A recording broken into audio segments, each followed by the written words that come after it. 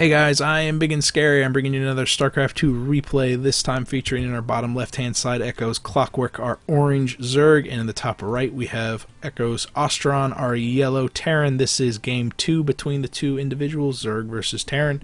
We're on Cloud Kingdom, and I say game 2 because this is a best of 3. This is part of their tourney of Echo versus Echo, basically. Single round elimination, 3 rounds total. This is the semifinals. So will it go to Clockwork once again? He won the first game, or will it go to Ostron? Well, I don't know.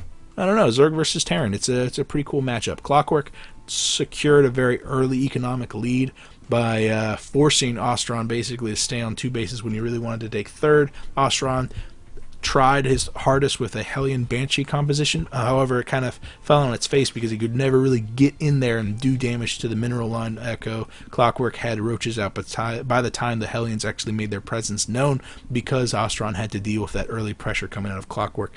Ultimately, Clockwork, having secured the third base, denied the third base from Ostron and eventually overran him with just wave after wave of roaches, Zerglings, and some hardy air support from those Mutalisks. And because of that, I think we're going to see a change up from Ostron. He did go CC first. He's going Barracks first this time. I think a wise decision there, a little bit more typical, a little bit more defensive, but you can expect that because Cloud Kingdom is very, very tiny, and the rush distance is very, very small, and those Zerglings can get out there and hurt you incredibly quickly. Clockwork, however, knowing this, I guess, knowing that Ostron had a hard time dealing with the early pressure, is going to be throwing down a hatch first, just like he did last time. Going to see a spawning pool immediately behind this, I'm sure, as well as probably grabbing that gas immediately thereafter, because Zerg is, you can't do too many shenanigans besides the timing of throwing down your first spawning pool. Ostron moving out with his first CC. Is this going to be for a scout or is it going to be for a command center? Definitely for a scout. Doesn't have enough money for the command center first and foremost, but also doesn't have the defenses necessary for that. Changing his command center into an orbital command first and foremost, but he's also going to be working on getting out plenty of Marines so that he can actually defend the command center. Here comes the SCV that's destined for building a command center on the low ground. As that first Marine gets out, much more traditional timing, especially with the far earlier SCV scout from Ostron. It's going to come in, see that hatchery is being constructed. He's going to see that the spawning pool has not been finished quite yet, and because of that, there's not going to be a lot of Zerglings out on the field. He's going to see nice saturation back at home, gas still being mined, even though the layer's not being built yet. Yeah, so he's going to be feeling pretty good. Clockwork has his Overlord positioned for a suicide run-in, and if he did, he'd scout double gas being grabbed. I do not believe a drone scout has come out just yet from Clockwork.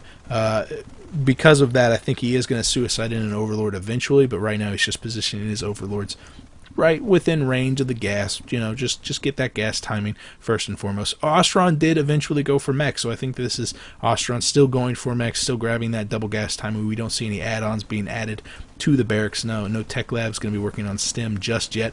Does have quite a lot of money. He's going to be throwing in a bunker immediately after those destructible debris go down. Is going to be working on this saturation. Speaking of saturation, the natural is up and it's already being saturated for Clockwork, so he's going to be a little bit ahead economically speaking. The first round of Zerglings are going to be out on the field. Speed's going to be finishing in what, a couple minutes? Just 1 minute. So yeah, I think Clockwork wants to be aggressive. I think Clockwork wants to push in and do some damage to Ostron just like he did last time, and I think he feels like he can bully Ostron a little bit more, just because we saw that he had no problem at all being the aggressor, being the very pressureful person.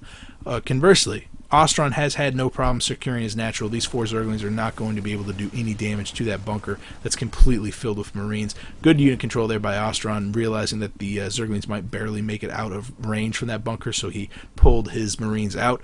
Interesting decision here to construct the supply depot, just added buffer to that bunker, but no, electing to do it to finish off the wall off. Ultimately, I think a very wise decision. Factory being constructed right by the 2 barracks. We do have a reactor being added on to one of the barracks, as well as another reactor too. So one of those is definitely going to be used for the factory. We're probably going to see some more Hellions, maybe some Widow Mines, finger crossed. On the other side of things, we see the Baneling nest being constructed for Clockwork, and I think this is ultimately his decision. He hasn't elected to grab a third, even though he really can't contest the natural being constructed, and because of that, with 16 Zerglings on the production tab right now, he knows he needs to do some sort of Baneling bust. He needs to get in there and just do quite a lot of damage to Ostron. He can't allow this natural to get fully saturated, fully mining, because once the Terran War Machine gets rolling, not a lot of things can stop it. Tech Lab being added on, probably going to see some sort of... I wonder why he's getting that engineering bay. It could be that he wants to get just some basic upgrades to his ground units. Get that +1 armor, +1 weapons for his Marines. This could be a nice Marine siege tank composition. Oh, we do have stim pack. We do have +1 weapons. Okay, so that's why he's getting that engineering bay. I didn't think he was going bio for a little while because he was throwing on that reactor to the Widow Mines, but I guess those Widow Mines are going to be more for protection.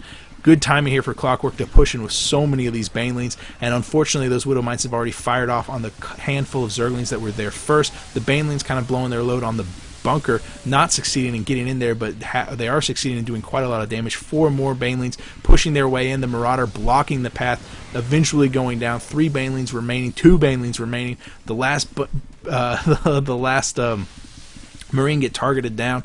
The 2 Widow Mines quickly burrowing, taking down the last of those Banelings. Not seeing the massive hits in the mineral line, but we do switch over to the Workers Kill tab. 9 workers totally going down in the favor quite heavily of Clockwork. And remember, 3 supply depots went down right here, heavily supply blocking Ostron. So he still has his economy up. He still has quite a lot of...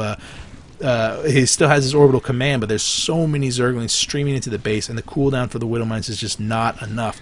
So many Zerglings going to be moving in, and as soon as they're out of range of that those Widow Mines, this orbital command is going to lift off, and as soon as that happens, those Zerglings are going to stream up into the home base. We see 11 drones on the production tab right now. Ostron is in a lot of trouble, and the Zerglings have already made their way into the mineral line, and they're working on those probes. 19 workers killed right now. Switch over to the economic tab. 17 arbiters over 45.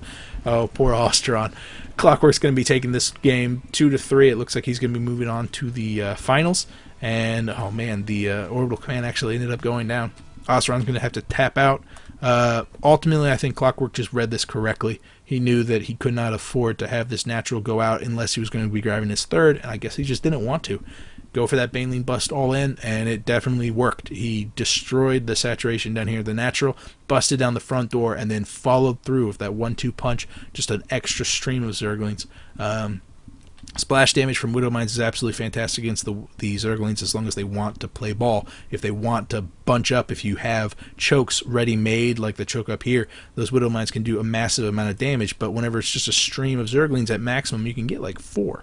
And we saw like 20 Zerglings were being constructed at a time for Clockwork. So ultimately those Widow Mines just weren't the unit that he needed. I don't know if he would have fared better if those were all Hellions instead and he had a armory so he could get those battle Hellions out. I don't know.